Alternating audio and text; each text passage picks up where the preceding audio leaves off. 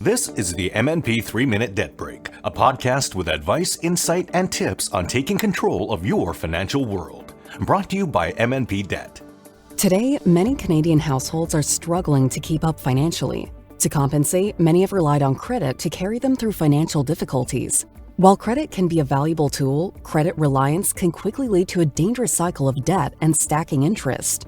If debt has taken hold, it's first important to understand that you're not alone and you have options. For eliminating debt altogether, two widely used options for Canadian households are bankruptcy and consumer proposals. There are several differences between a consumer proposal and bankruptcy.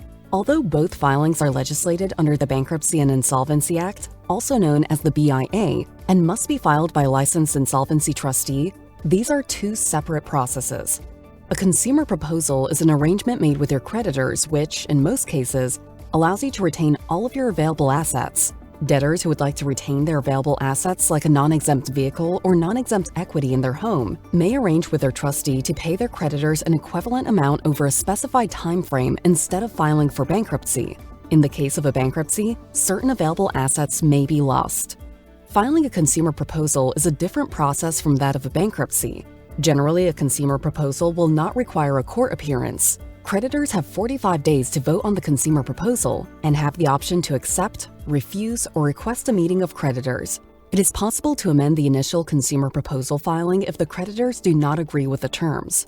Once your creditors accept the consumer proposal, your only other requirements are to attend 2 counseling sessions. Provided you continue meeting the terms of the consumer proposal, the administrator or the licensed insolvency trustee will not monitor your income, expenses, or any disposition of assets.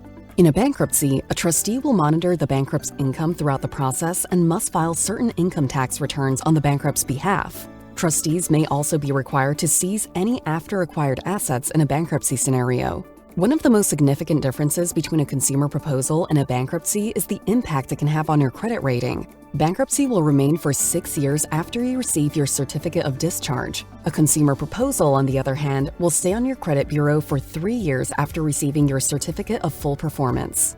Many individuals may wish to avoid bankruptcy for several reasons, which could include stigma, legal implications, business ramifications, or disclosure requirements in retaining professional designations. When you're struggling from one payment to the next, understanding which route to choose can be daunting. During a free confidential consultation, a licensed insolvency trustee can help you understand your options. That way you can make a fully informed decision as you work towards a stronger, debt-free future. This has been the MNP 3-Minute Debt Break. Reach out to MNP today and schedule a free confidential consultation.